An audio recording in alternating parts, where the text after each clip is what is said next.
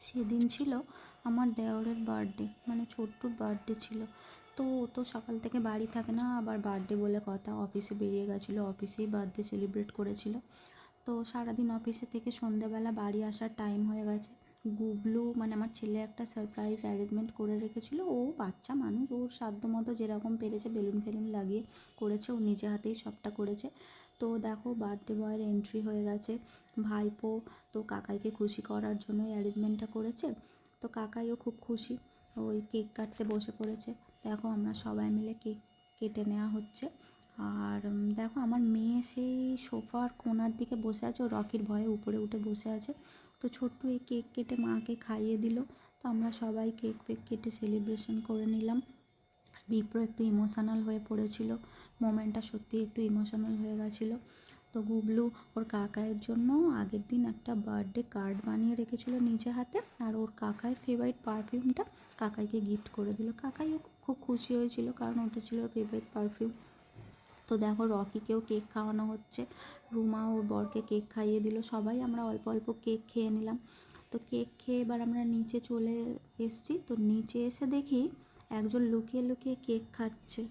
তারাও তোমাদের দেখাচ্ছি, মানে ওর উপরে খেয়ে হয়নি, এই যে লুকিয়ে খাচ্ছে। আমি বলেছি বলে আবার দেখতে পাচ্ছ কী বলছে। তা কী বলছে আর তোমাদের শুনে কাজ নেই। তো ওর সবসময় এই ইয়ার্কি ফাজলামো চলতেই থাকে। আর এই যে দেখো গুবলু ওর কাকাইয়ের জন্য এই কার্ডটা বানিয়েছে, বাচ্চা মানুষ যেরম পেরেছে নিজের হাতে কাকাইকে খুশি করার জন্য বানিয়ে দিয়েছে কার্ডটা।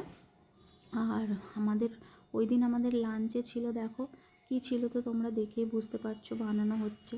এই যে বিরিয়ানি রেডি, লাঞ্চের মেনু বিরিয়ানি আর চিকেন কষা ছিল। তো বিরিয়ানি সার্ভ করা হয়ে গেছে, আর বিরিয়ানি দিয়ে চিকেন কষা খেয়ে আমরা লাঞ্চটা কমপ্লিট করলাম। আর রাতে ডিনারে ছোট্ট একটা বিগ সাইজের পিৎজা অর্ডার করেছিল আমাদের জন্য, ওই যে ডমিনোজের 6-in-1 যে বিগ পিৎজা হয় না, ওটা। তো রুমা শুয়ে পড়েছে, ও আর খাবে না, রাত হয়ে গেছে, অনেক রাতে পিৎজাটা এসেছিলো। তারপর প্রিয়াংশু ওপেন করলো, আর যেই না ওপেন করলো দেখো ঘুম থেকে উঠে এসে ঠিক খেতে বসে পড়েছে। ও আর গন্ধ পেয়ে থাকতে পারে, দেখো কেমনভাবে খাচ্ছে।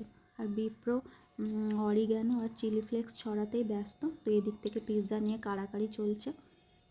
দাঁড়িয়ে দাঁড়িয়ে সে আর খেতে পারলো না, এবার পিৎজাটা খাবে বলে সে বসেই পড়লো।